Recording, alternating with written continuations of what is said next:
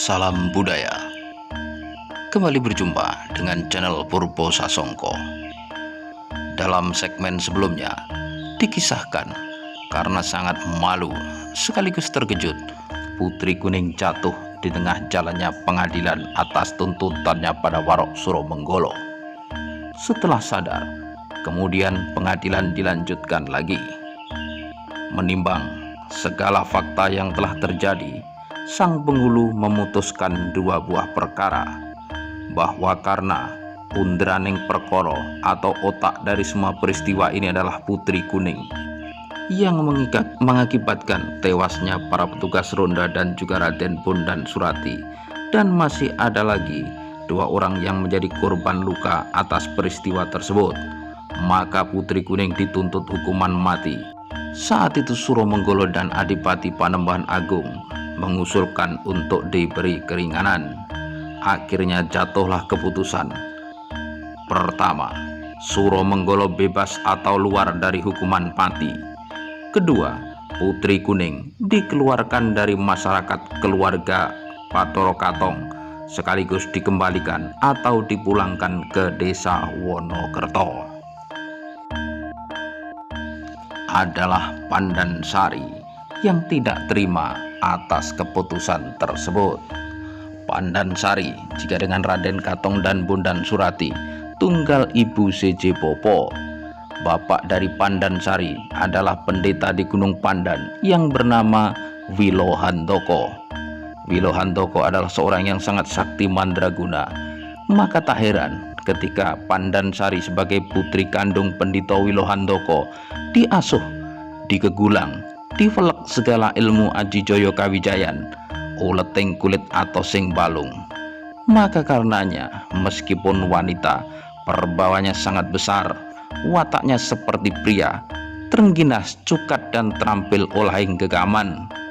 Perjalanan Pandansari ke Ponorogo disertai oleh kedua orang pamannya yang juga sangat sakti mandraguna, yakni Cangkrang Wojo dan Sabuk Alu.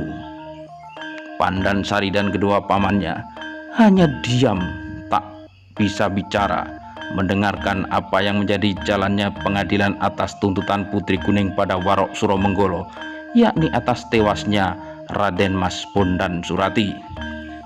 Namun ketika keputusan sudah dijatuhkan, seketika itu juga Putri Kuning berdiri tegak, menarik pusaka cundrik, kemudian berteriak dengan keras, "Hei wong Ponorogo, aku ora nrimakake patine sedulur kelanang Bondan Surati.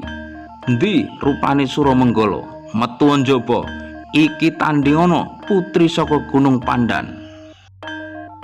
Adipati Panembahan Agung sangat terkejut dan tersinggung, kemudian mengeluarkan sabda, "Hei para kawulaku kabeh, tuwa anom gedhe cilik padha lungguh kang satata, padha nganggo tata krama lan duga prayoga. Hei pawongan Gunung Pandan, ingsun ora maida marang kekendelanira, marang kasektenira, nanging aja ninggal marang kasusilan. Tata krama duga prayoga kudu tinggoni. Iki ana ing kadipaten, ora ana ing ora-ora panggonane bocah angon. Apa karepira?" "Gusti Adipati, sedaya kalepatan kula nyuwun aksami. Inggih margi saking cupeting budi kula, nataling manah kula, ngantos kawula boten saged ngendhaleni wusana nrajang ing kasusilan. Gusti, areh ning kawula sampun dumugi mriki saking Gunung Pandan ngantos Ponorogo. Nama kepalang tanggung menawi kawula boten saged malesaken hukum dhateng kadang kula Bondan Surati. Pundi ingkang nama Suromenggolo?" Melihat kerasnya kemauan Pandansari, Adipati Panembahan Agung berusaha menjelaskan tentang segala kesalahan Bondan Surati dan apa yang dilakukan Suromenggolo adalah netepi wajib sebagai Punggawa Projo. Akan tetapi Pandansari tak mau tahu, hatinya sudah sangat keras, pendapatnya tak bisa dibelokkan. Suromenggolo harus menerima pembalasan atas kematian Bondan Surati. Hal itu juga didukung oleh pendapat kedua pamannya, Cangkrang Wojo dan Sabuk Alu. Karena hal itu, kemudian Adipati Panembahan Agung bertitah kepada Warok Suromenggolo. Suramenggala sira metu njaba. Ladenono wong telu iki ana ing madyaning alun-alun Kadipaten Ponorogo. Sendika dawuh Kanjeng Adipati, mboten sanes kula namung nyuwun pangestu. Ya, tak pangestoni slamet lan muga dicangkunga dening Kang Murbeng dumadi. Suramenggala kemudian menyembah Adipati Panembahan Agung 3 kali dan segera dengan cepat melangkah menuju alun-alun Pandansari, Cangkrangwaja, Sabu Alu, kemudian mengikuti di belakangnya. Sampailah di tengah alun-alun Ponorogo. Semua kaulo, semua punggawa praja datang melihat pertandingan seru antara orang-orang sakti tersebut. Ikut di belakang Suramenggala adalah ketiga warok anak buah Suragenta dari Gunung Pekat, Surajegol, Surabacok, dan Surajugil. Walah, iki to Suramenggala. Dene wis tuwa engkek, wayah nyidam trembelo kok kakean polah. Wani mateni dulurku lanang.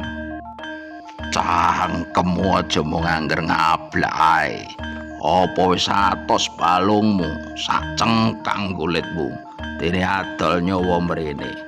Apa nggonmu kono wis reneng wong lanang. Dene wong wedok kon maju perang. Nyoh dodo, nyoh bau, nyoh gigir. Pilihan. Panas hati Pandansari mendengar sumbar dari warok Suramenggala. Dia segera meloncat maju menyerang. Kerisnya seperti kitiran nyambel walang menghajar seluruh tubuh Suramenggala. Pada awalnya Suramenggala masih menghindar. Kemudian tusukan keris itu tak dihindari. Eloknya sama sekali tubuh Suramenggala tak terluka. Ini semakin membuat panas hati Pandansari. Pada satu kesempatan Pandansari berhasil dipukul dengan usus-usus lawenang senjata dari warok Suramenggala. Jatuh sempoyongan, belum sampai ke tanah, kepalanya dipukul dengan ruyung bang. Sekarat pula saat itu Pandansari. Pandansari terkapar di alun-alun Kadipaten Ponorogo. Surak Amboto rubuh.